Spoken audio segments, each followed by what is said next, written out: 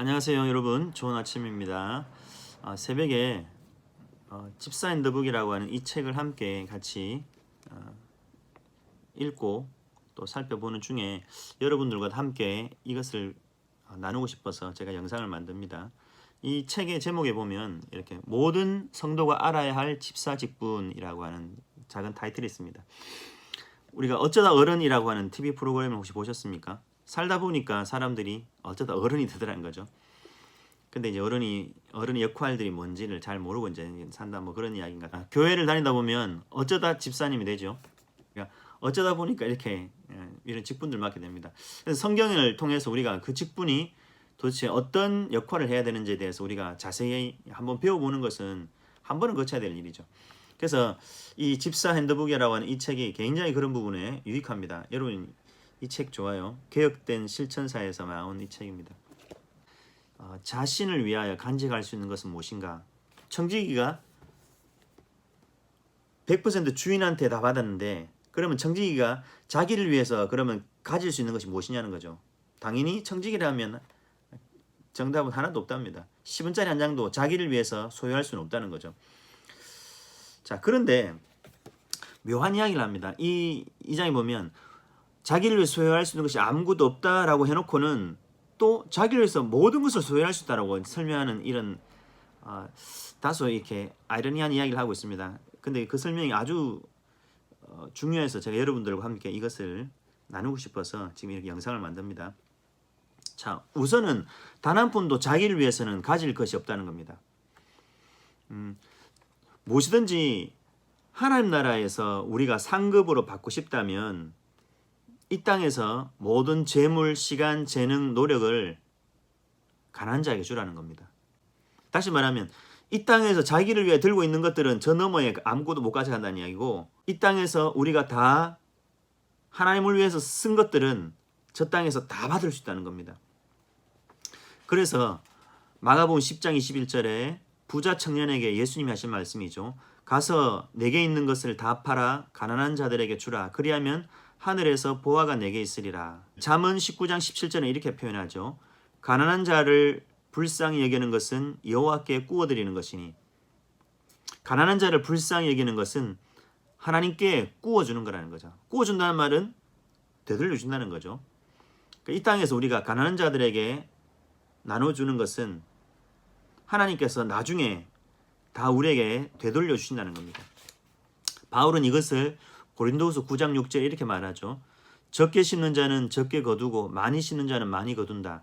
이 땅에서 작게 심으면 하나님 앞에서 조금 거두고 많이 심으면 많이 거둔다는 이야기죠. 그래서 한마디로 가난한 자에게 주는 일을 통하여 우리는 주님께 꾸어 드린다는 겁니다. 이것이 가장 안전한 투자라는 겁니다. 하나님 나라의 가장 안전한 투자, 소실되지 않는 모든 것을 투자한 그대로 오히려 더해서 받을 수 있는 가장 안전한 투자. 보통 투자는 죽음을 못 넘어간다는 거죠. 이 땅에서 아무리 뭘 해도 그것은 죽음으로 다 소실돼 버리지 않습니까? 근데 죽음까지도 통과할 수 있는 투자가 있는데 그것이 바로 가난한 자들에게 나눠주는 거라는 거예요. 그러면 그것이 하나님께 꾸어주는 일이 되어서 죽음까지도 지나서 하나님이 다 되갚아준다는 거죠. 자, 그래서 누가복음 12장에 예수님이 이렇게 말씀하시죠.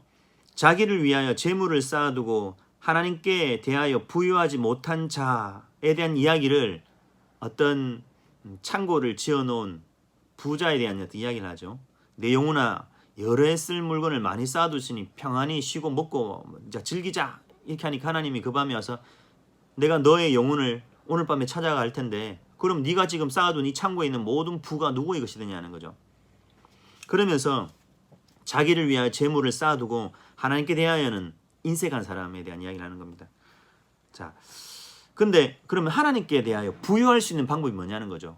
그 방법을 가난한 자들에게 주는 것이다 이렇게 말합니다. 예수님은 재물 있는 자가 하나님 나라에 들어가기가 심히 어렵다. 부자가 천국 가기 어렵다는 이야기를 이렇게 설명하셨던 거죠. 왜냐하면 하나님의 나라에 들어가 사는 천국 시민이 되려면 천국 시민다운 삶을 살아야 한다는 것이죠. 그럼 천국 시민은 어떻게 사냐는 거죠.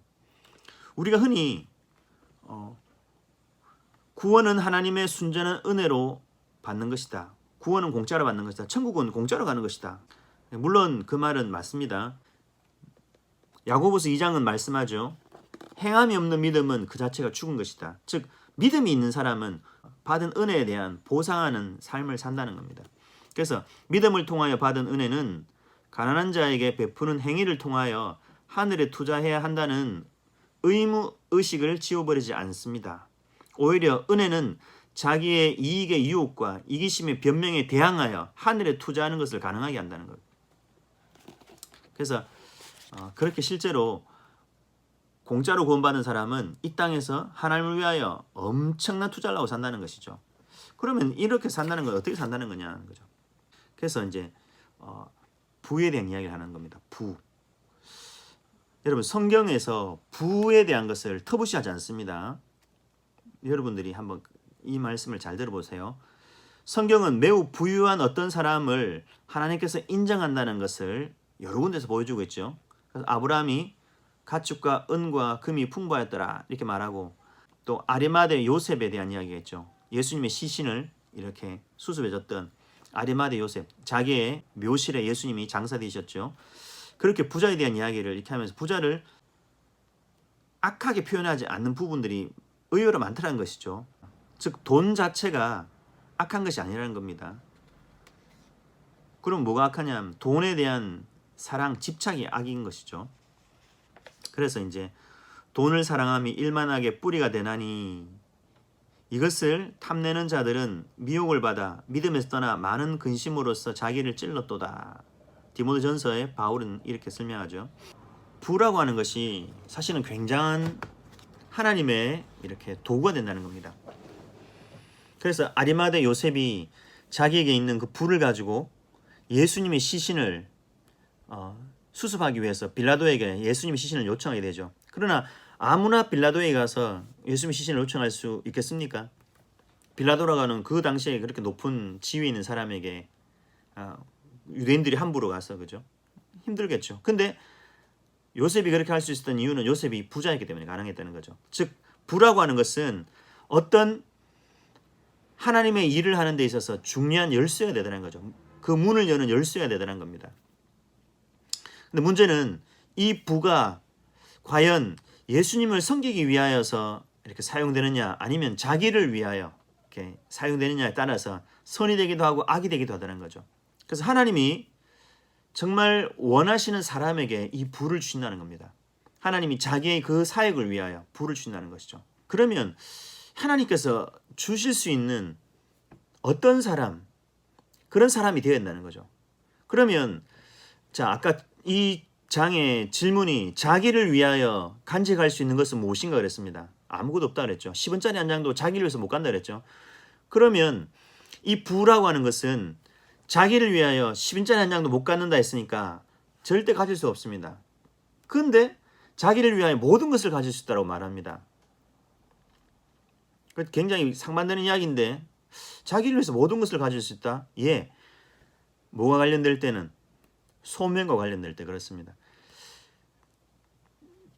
자기의 소명을 위해서 하나님은 모든 것을 이렇게 가질 수 있다고 말씀합니다. 자기를 위해서는 아무것도 못 갖는데 하나님이 그 사람이 맡겨준 소명을 감당하기 위해서는 이 부를 가질 수 있다고 말하는 겁니다. 하나님은 의롭고 정당한 자에게 맡겨진 그 부를 사용하셔서 하나님이 일을 하시기 때문에 그렇습니다. 그래서 하나님의 선물인 부가 부과하는 최고의 의무를 우리가 알아야 한다는 거죠. 하나님 나에게 이 부를 맡겨주셔서 하나님이 어떤 일을 예를 들어 아리마대 요셉 같은 경우에는 예수님의 시신을 빌라도에 가서 요청하는 그것이 하나님이 요셉에게 부를 주신 이유였던 것이죠. 그러면 요셉은 그 부를 소유할 수 있었습니다. 그런데 만약에 요셉이 그 자기 부를 이렇게 받아놓고도 하나님의 그 자기에게 맡겨준 예수님의 시신을 수습하고 자기의 무덤을 내어놓는 그 일을 만약에 거부했다면 하나님이 이 부를 그에게 주셨을까요? 안 주셨겠죠. 또 만약에 그 일을 거부했다면 하나님 그 부를 빼앗아 가시겠죠. 그래서 요셉은 그 부를 소유할 수 있습니다. 근데 여기서 이제 중요한 이야기는 더 나아갑니다. 그러면 여러분 이 아리마대 요셉에게만 이 부가 필요한 소명이냐 말입니다. 즉 아리마대 요셉만 하나님께 예수님의 어떤 시신을 요청하는 그 사명이냐는 거죠. 그렇지 않습니다. 우리 옆에 가난한 저 형제도 하나님께서 저 형제에게 주신 소명이 있겠죠. 그럼 저 형제는 어떻게 그 소명을 감당할까요? 자기에게 그것이 없는데. 자, 부가 소명을 감당하기 위해서 하나님 부를 주신다 했죠. 그러면 옆에 있는 저 가난한 형제는 저 사명을 어떻게 감당할까요? 하나님이 저 형제를 불러서 소명을 어떻게 감당하냐는 말입니다. 마치 여러분 우리가 지난번에 봤던 룻기를 생각해 보세요. 가난한 이방 여자 룻이 어떻게 하나님이 룻에게도 주신 소명이 있겠죠. 룻을 부르셔서 룻을 통하여 일하실 하나님의 어떤 일이 있단 말입니다. 근데 그 룻이 그 소명을 감당하기 위해서는 뭐가 필요하죠? 먹고 살아야 되는 것이 필요하죠. 근데 지금 이 룻은 가난합니다. 그래서 먹고 살기도 힘들어요. 그러면 이 룻이 소명 감당하기 전에 굶어 죽을 수도 있겠죠. 그러면 옆에 하나님께서 어떤 사람에게 부를 주시죠. 그 사람이 보아스였습니다. 보아스는 그 부를 받았죠. 그 부를 받고 보아스도 자기의 소명을 감당하기 위해서 하나님 부를 주셨기 때문에 소명을 감당합니다. 자기 부를 소명을 위해 쓰죠. 그러면서 옆에 있는 룻이 소명의 삶을 감당하기 위해서 보아스는 자기의 부를 룻에게 줍니다. 이해하시겠습니까? 하나님께서 우리에게 모든 것을 맡겨주셨죠. 자기를 위해서 소유할 수 있는 것은 아무것도 없습니다. 근데 소명을 위해서는 간직할 수 있습니다. 왜? 그 소명, 그것을 가지고 소명의 삶을 살아야 하니까. 그와 같이 그러면 나의 옆에 있는 가난한 형제 또한 하나님께 소명을 받았겠죠. 그 소명의 삶을 살기 위해서 하나님이 그 사람 가난한 사람에게도 소명을 감당할 수 있는 부를 주시겠죠. 부라기보다는 소명을 감당할 수 있는 그 재료를 주신단 말입니다. 근데 그 사람에게 가난한 자에게 소명을 감당할 수 있는 재료를 공급하시는 하나님의 방법이 이 부자의 구제입니다. 가난한 자에게 자기의 부를 나누어 주는 것이 하나님께서 가난한 자를 부르신 소명을 감당하는 삶을 위한 재료의 공급 방법이라는 겁니다. 하나님의 방법.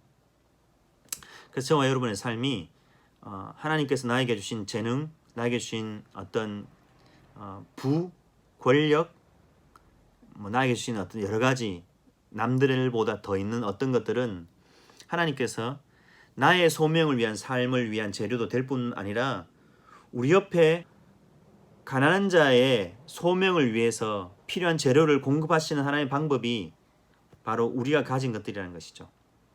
나누어 주음을 통해서 하나님이 저들이 소명의 삶을 감당할 수 있도록 하나님께서 저들을 공급하신다는 겁니다. 그 방법이 바로 구제라는 것이죠. 이것을 사람들이 인위적으로 만들려고 했기 때문에 저렇게 사회주의를 만든 겁니다. 굉장히 성경적인 모습이란 말이죠. 근데 성경적인 모습을 저렇게 인위적으로 만들면 국가가 어떤 권력을 가지고 인위적으로 자기 모든 개인 소유 다 없애버리고 모두의 부를 빼앗아서 모두에게 공평하게 나눠주기 시작하면 같이 거지가 됩니다. 왜냐하면 사람에게는 개인적인 이기심이 있고 욕심이 있고 죄성이 있기 때문에 자기 것이 아니면 사람은 자기 소유가 되지 않는 일에 열심을 다 일하지 않습니다.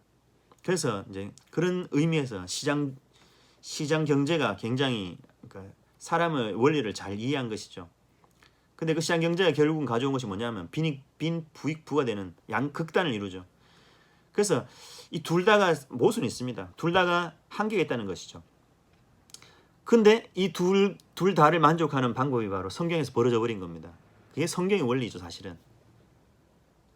바로 하나님께서 우리에게 부를 주시고 그 부를 우리를 위해서 소유할 수는 없지만 우리의 소명을 위해서 우리는 그것을 소유하고 가난한 자의 소명을 위해서 그것을 우리는 공급해주는 구제로 이 모든 것들이 함께 돌아가는 겁니다. 이게 하나님 나라 천국 교회 공동체가 오늘날 이렇게 하나님의 원리를 따라 살아갈 때 천국이 이 땅에서 만들어지는 하나님의 원리입니다. 이런 것들 기억하면서 여러분이 왜 열심히 일을 해야 되는지, 왜 여러분이 열심히 또 돈을 버셔야 되는지에 대한 성경적인 이유입니다. 그래서 여러분들 이것들을 잘 기억하고 우리가 이런 삶을 살아갈 때 교회가 성경적인 교회가 되는 겁니다.